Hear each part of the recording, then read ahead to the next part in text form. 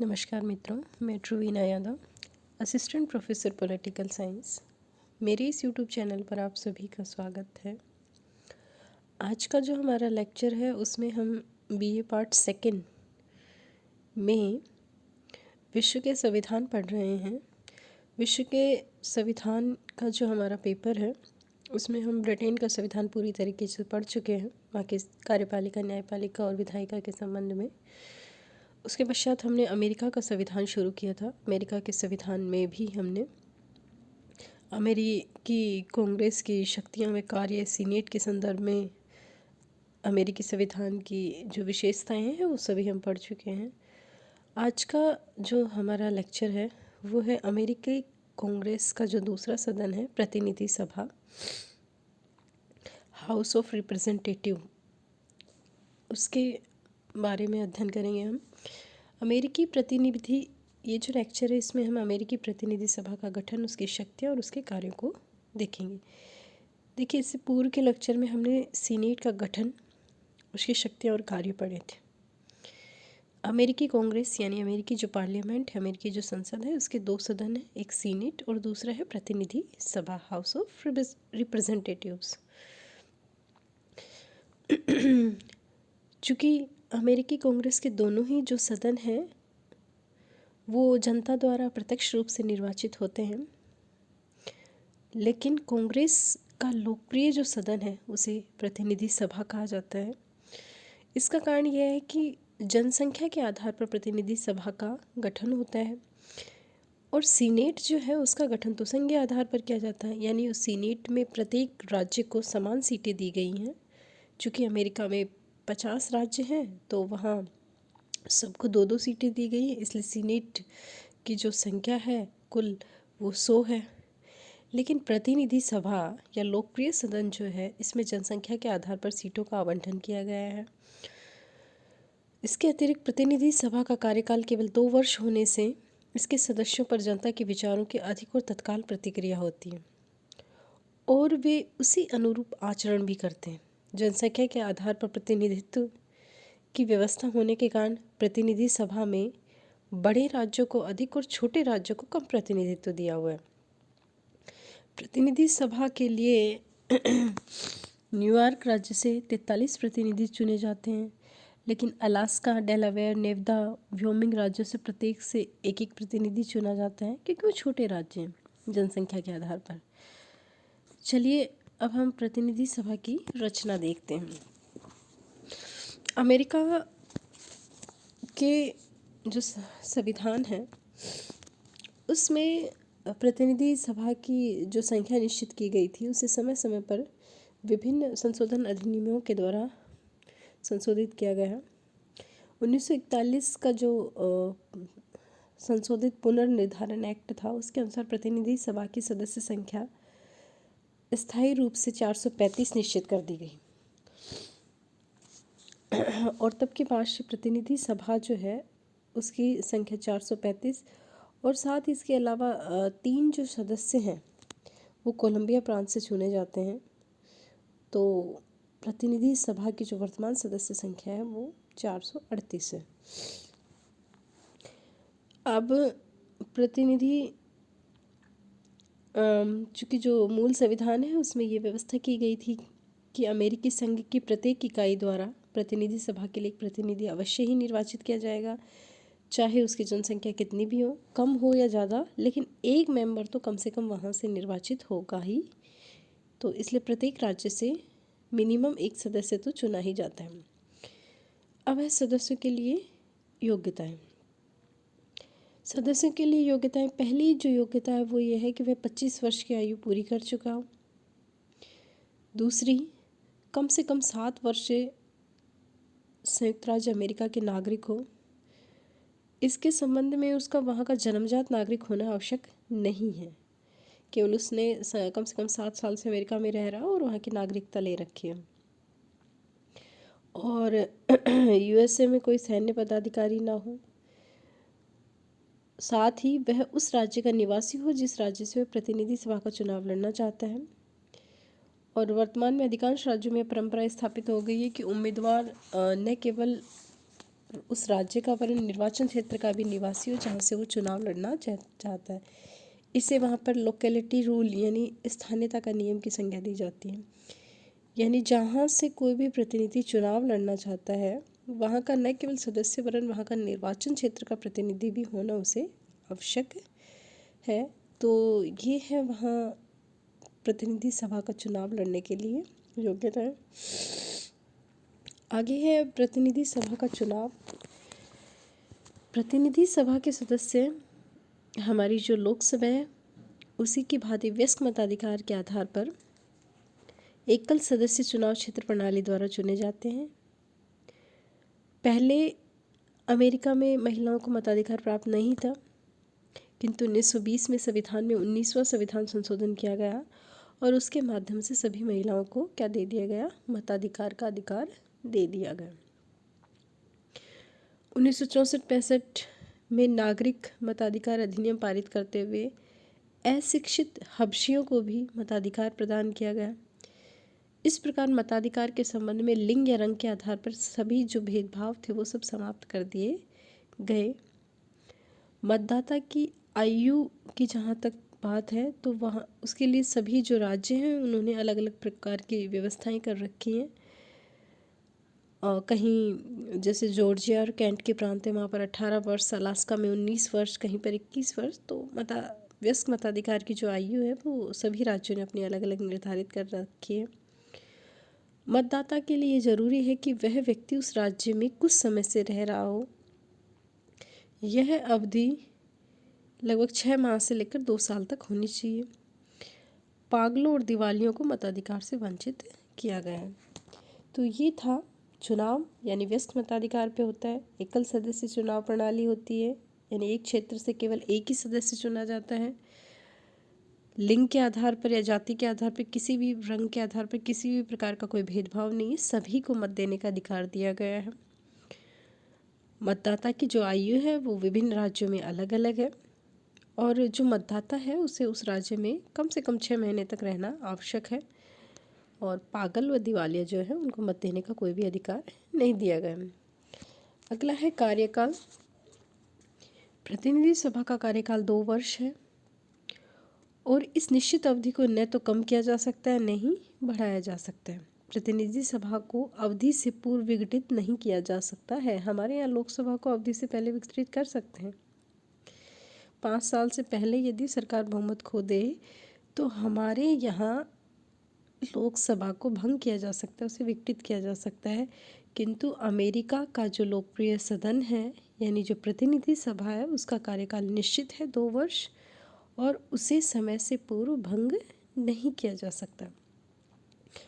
प्रतिनिधि सभा के जो सदस्य हैं उनके वेतन भत्ते, विशेषाधिकार और उन्मुक्तियाँ वे ही हैं जो सीनेट के सदस्यों की हैं। गणपूर्ति के संबंध में सीनेट के समान ही व्यवस्था है। प्रतिनिधि सभा की बैठकें तभी वैध समझी जाएंगी जब सदस्यों की कुल संख्या का बहुमत उपस्थित हो, यानी बैठक तभी हो सकती है जब सभी सदस्यों का बहुमत उपस्थित हो। अब है जेरीमैंडरिंग। देखिए, ये प्रतिनिधि सभा की एक विशेष व्यवस्था है। कई बार इस पर छोटा सवाल भी पूछा जा सकता है। ये वहाँ की जो प्रतिनिधि सभा है उसकी कुछ एक विशेष व्यवस्था है, तो क्या चीज़ है इसे हमें समझना होगा। प्रतिनिधि सभा के गठन से संबंधित एक प्रथा है जेरीमैंडरिंग। प्रतिनिधि सभा के सदस्य एक सदस्य निर्वाचन क्षेत्रों से चुने जाते हैं और चुनाव क्षेत्रों का निर्धारण अमेरिका के जो राज्य विधानमंडल हैं उनका उत्तरदायित्व होता है कि चुनाव क्षेत्र किस प्रकार बनाए जाएंगे। उनका जो परिसीमन है वो वहाँ के विधानमंडलों द्वारा निर्धारित किया जाता है। तो क्या होता क्या है कि वहाँ पर जो सत्ताधारी दल होता है वो अपने फ़ायदे के लिए चुनाव क्षेत्रों का निर्धारण इस प्रकार करता है ताकि उसको अधिक से अधिक मत प्राप्त हो सकें। यानी चुनाव क्षेत्रों के निर्धारण में जो सत्ताधारी दल होता है वो प्रभावित करता है और विरोधी दल के जो समर्थक हैं उनकी संख्या को थोड़े से थोड़े चुनाव क्षेत्रों में सीमित करने का प्रयास किया जाता है। तो ये वहाँ की एक विशेष व्यवस्था है, जेरीमैंडरिंग। नेक्स्ट, अध्यक्ष और उपाध्यक्ष। प्रतिनिधि सभा में अध्यक्ष और उपाध्यक्ष, स्पीकर और डिप्टी स्पीकर कहे जाते हैं। व्यवस्था ये है कि प्रतिनिधि सभा के स्पीकर और जो डिप्टी स्पीकर हैं उनका चुनाव सभी सदस्य अपने में से करते हैं, यानी सभी सदस्य अपने में से किसी एक को स्पीकर और किसी दूसरे को डिप्टी स्पीकर बना लेते हैं।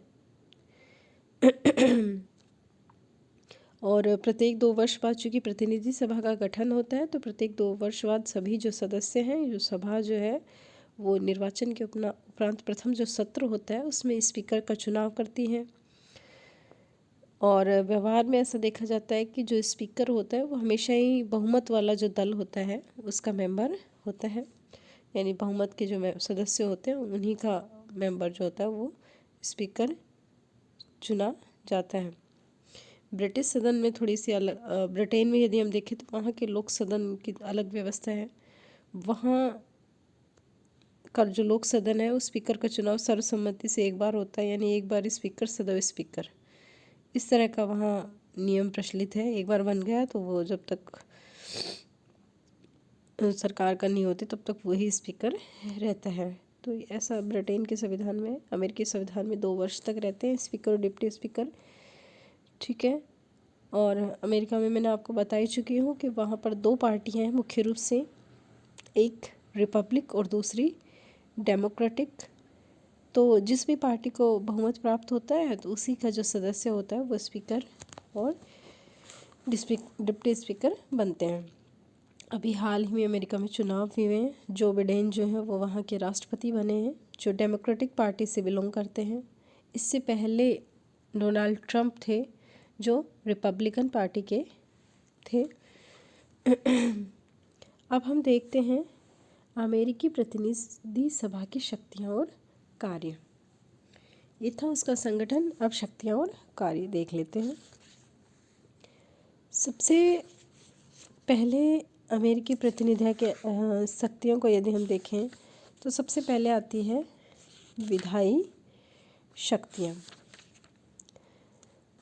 विधायी शक्तियों के अंतर्गत अमेरिकी जो प्रतिनिधि सभा है उसकी कानून निर्माण संबंधी जो शक्तियाँ हैं वो आती हैं।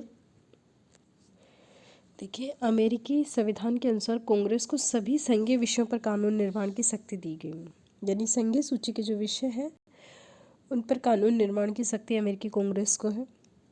इस संबंध में उसके द्वारा संविधान में उल्लेखित विषयों के अतिरिक्त अंतर्निहित विषयों पर भी कानून निर्माण का कार्य किया जाता है। कानून निर्माण के संबंध में कांग्रेस के दोनों ही सदन जो है उनको समान शक्ति प्राप्त है। कोई भी विधेयक जब तक दोनों सदनों में पारित नहीं हो जाता कानून नहीं बन सकता है। वित्तीय विधेयक प्रतिनिधि सभा में ही प्रस्तावित किए जाते हैं, सीनेट में नहीं, किंतु सीनेट को इन विधेयकों में संशोधन करने का पर्याप्त अधिकार प्राप्त है। ऐसा प्रतीत होता है कि संविधान निर्माता कानून निर्माण के क्षेत्र में प्रतिनिधि सभा को सर्वोपरि स्थान देना चाहते थे, किंतु कालांतर में कानून निर्माण के क्षेत्र में सीनेट की जो शक्तियाँ हैं वो भी प्रतिनिधि सभा के समकक्ष हो गई हैं। और व्यवहार में यदि हम देखें तो कभी कभार सीनेट प्रतिनिधि सभा से शक्तिशाली सदन के रूप में दिखाई देता है। तो कानून निर्माणकारी यानी विधायी शक्तियों के संबंध में प्रतिनिधि सभा को सीनेट के समान ही शक्तियाँ प्राप्त हैं। दूसरी है संवैधानिक संशोधन की शक्ति। अमेरिकी कांग्रेस के दोनों ही सदनों द्वारा अपने 2/3 बहुमत से प्रस्ताव पारित कर संविधान में संशोधन प्रस्तावित करने का कार्य किया जाता है। संविधान संशोधन के संबंध में भी दोनों ही सदनों को समान शक्तियाँ प्राप्त हैं, यानी जब तक दोनों सदन संशोधन प्रस्ताव को 2/3 बहुमत से पारित नहीं कर देता तब तक अमेरिकी संविधान में संशोधन नहीं हो सकता। अगली है कार्यपालिका शक्तियाँ। कार्यपालिका क्षेत्र में प्रतिनिधि सभा को 2 शक्तियाँ प्राप्त हैं। प्रतिनिधि सभा सीनेट के साथ मिलकर युद्ध की घोषणा करती है। इसके अतिरिक्त दूसरी जो शक्ति है उसके अंतर्गत वह अपनी स्थायी तथा विशेष समितियों के द्वारा संघीय सरकार के प्रशासन तथा संघीय न्यायपालिका के कार्यों की जांच भी कर सकती है। यानी दो शक्तियाँ, एक तो युद्ध की घोषणा के संबंध में उसे शक्ति प्राप्त है, युद्ध की घोषणा सीनेट के साथ मिलकर कर सकती है, और दूसरा है कि संघीय सरकार के जो कार्य है, प्रशासन है, उनकी वो जांच कर सकती है। नेक्स्ट है राष्ट्रपति को निर्वाचित करने की शक्ति। राष्ट्रपति का चुनाव निर्वाचक मंडल के द्वारा किया जाता है, इलेक्टोरल कॉलेज बोला जाता है जिसे। परंतु यदि किसी भी उम्मीदवार को निर्वाचन मंडल का पूर्ण बहुमत प्राप्त न हो तो प्रतिनिधि सभा 3 प्रत्याशियों में से किसी एक को राष्ट्रपति निर्वाचित करती है अपने मतदान के द्वारा। यानी किसी भी मेंबर को यदि बहुमत प्राप्त नहीं हो तो ऐसी स्थिति में प्रतिनिधि सभा वोट डालती है। ऊपर के जो 3 मेंबर होते हैं जिनको सर्वाधिक मत मिलते हैं और उनका लिए मत डालती, मत के आधार पर वो उनमें से किसी एक को राष्ट्रपति निर्वाचित करती हैं। नेक्स्ट है न्यायिक शक्तियाँ। न्यायिक शक्ति के अंतर्गत प्रतिनिधि सभा राष्ट्रपति, उपराष्ट्रपति एवं अन्य जो संघीय अधिकारी हैं उनके विरुद्ध महाभियोग का प्रस्तावित करती है, जिसे सीनेट द्वारा निश्चित प्रक्रिया के आधार पर स्वीकार कर लिए जाने पर संबंधित जो अधिकारी है उसे पद से हटाया जा सकता है। अन्य शक्तियों के अंतर्गत यदि हम देखें तो प्रतिनिधि सभा को कुछ अन्य शक्तियाँ भी प्राप्त हैं। वो अपने सदस्यों के विरुद्ध अनुशासनात्मक कार्यवाही कर सकती है और ऐसे किसी व्यक्ति को दंडित कर सकती है जिसके व्यवहार से सदन की कार्यवाही में प्रत्यक्ष हस्तक्षेप या बाधा पड़ती हो। प्रतिनिधि सभा को अपनी जो कार्य प्रणाली है उसके संबंध में नियम निर्माण करने का अधिकार प्राप्त है। अपने सदस्यों के लिए योग्यताएं निर्धारित कर सकती है, उनके चुनाव संबंधी विवादों का निर्णय करती है। यदि सदन 2/3 बहुमत से किसी सदस्य को दोषी ठहराए तो उसकी सदस्यता समाप्त भी कर सकती है। ये है प्रतिनिधि सभा की अन्य शक्तियाँ। तो ये था अमेरिकी कांग्रेस का प्रतिनिधि सभा। हमने अमेरिकी कांग्रेस के दोनों ही सदनों को पढ़ लिया है। अमेरिकी कांग्रेस का जो उच्च सदन है सीनेट, जिसको विश्व का सर्वाधिक शक्तिशाली उच्च सदन की संज्ञा भी दी जाती है, और दूसरा अमेरिकी सदन का लोकप्रिय सदन यानी प्रतिनिधि सभा। दोनों का ही हमने संगठन और उसकी कार्यवाही शक्तियों को विस्तार से अध्ययन कर लिया है। और ये जो हमारे लेक्चर हैं इनको आप पुस्तक की सहायता से, बुक की मदद से आप अच्छे से तैयार कर सकते हैं, अच्छे से पढ़ सकते हैं। और फिर भी कोई समस्या आपको अगर आती है तो आप कमेंट बॉक्स में कमेंट डालकर मुझसे पूछ सकते हैं। धन्यवाद।